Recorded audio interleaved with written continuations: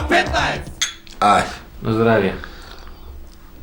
Така ти викам, Блажо, разбираш, от седеене дома нема много файда. Не е едноставно, ама мора ке се разтърчаш, ке има варианти, разбираш сега, как да ти обяснам, не знам. Добро, Ристо, како се стигнува таму, разбираш? Блажо, у Африка най-лесно се оде преко Египет, разбираш. И аз со госпожата така направи име. Преко Египет, извадиш си туристичките агенции, има аранжмани. 7-8 дена идеш, Африка ти е одма до Египет. Одма, и тук скокнеш одма директно. А Египет, знаеш шо е, бе? Абе, трябва да се прошеташ, разбираш. Треба, от кога се... знаеш шо е, бе, лепота, бе. От кога се таксаме ние да одем, ама никако да кордисам. Шо да ти разправя? Знаеш какви плажи има, бе? Ще има една плажа Сахара, се вика. Ти знаеш шо е песок, бе, разбираш. Абе, не си видял. Па и песок, ти найде за туризм да ми избориш. Тук къде нас, Джо, у Гърция да нема песок. Море, каква Гърция? Ни у Гърция, ни у Дойра, нигде нема таков песок. Не си видял плажетина, бе. Знаеш колко, бе, разбираш. Абе, това край нема. И това не е събали да станеш порано да фатиш место. Абе, дек сакаш легнеш. Сега морето беше малко далеко, ама не го видяеме така, ама плажата перфектна, разбираш. Добро. И после оттамо много е по-лесно да закъцаваме се у Конго директно. Конго ти от Центърна Африка, разбираш. Ти там на печалба ли уйдеш? Абе, на печалба. Вие да ти кажем на мене, ние уйдееме така со госпожата, ама аресани се. Сега ги ти кажем на аеродрома. Довагиме на аеродрома. И викам, добър ден. Викам, аз съм Ристо, разбираш. Това е моята госпожа, разбираш. Ние сме от Македония, разбираш. Македония? Абе, айде, шо, сакаш да ми кажеш, че ти у Африка чуле за Македония? Шо е битта, дали са чуяли, луги ли сме? И аз седнах колко му разкажеш на човек хубаво, колко му обяснеш. Не само шо са чуяли, тук за сакане има шанси да ни признаят. Да че ти си бил у мисия, бе, айде на здраве. Шо ти разправяме? Види, ти надвоешна политика тереш, бе. Како разбираш? Найдееме тамо смеща с жената и останаваме, шо да ти разправяме. Работа, мамо, тамо. Знаеш како разбираш? Чекай, бе, ти там беше на печала беше с госпожата. Шо работеше? Аз знам, твоята струка много раритетна. Моята струка е много раритетна, разбираш. Ти знаеш шо работам аз съм изправям лъжици за вилюшкари.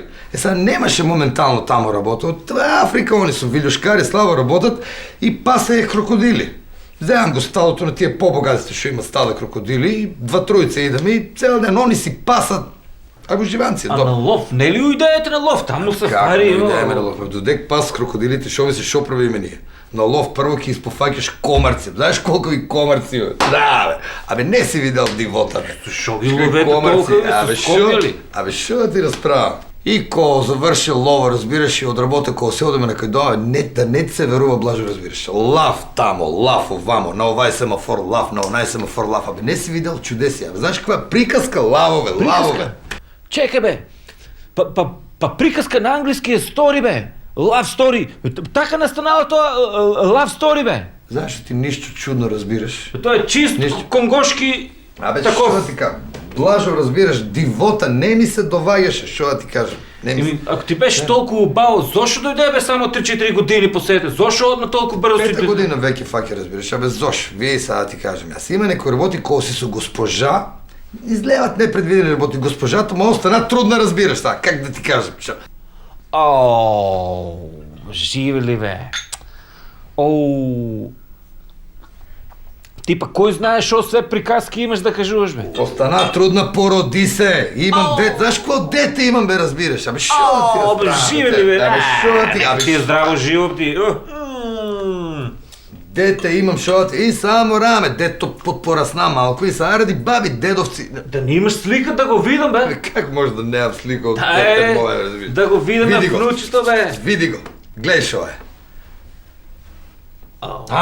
Кажи, разбираш. Много хубаво. Абе, кукла, види, гледай, Абе, Ристо, много хубаво, ама малко църноманясто ми стое. Блаш, църноманясто. Вие сега ти кажем. И аз малко се сбуних, кога го видех. Ама на мене после ми обясни госпожата моя, знаеш как хубаво ми обясни, защо стана сбор. Кога се породи, она немаше доволно млеко, разбираш. Али среки унесеке, разбираше, шо от taj момент, жена ми, разбираш, нема млеко и от taj момент излезе и опресрите на црънкиня со цицката, разбираш. И она го доеше детето, разбираш. И после на мене дори ми обяснил ти, изключил заради млекото, дето попримило ни църти, ни на боя, ни така подсеке на них, разбираш. Абе, Ристо, Каја че се сетам убаво, и мама немаше доволно млеко тебе каја те доеше, па те дохрануеше со кравио млеко. И од кравиото млеко ти излезе таков вол. В нашата фамилија. K15!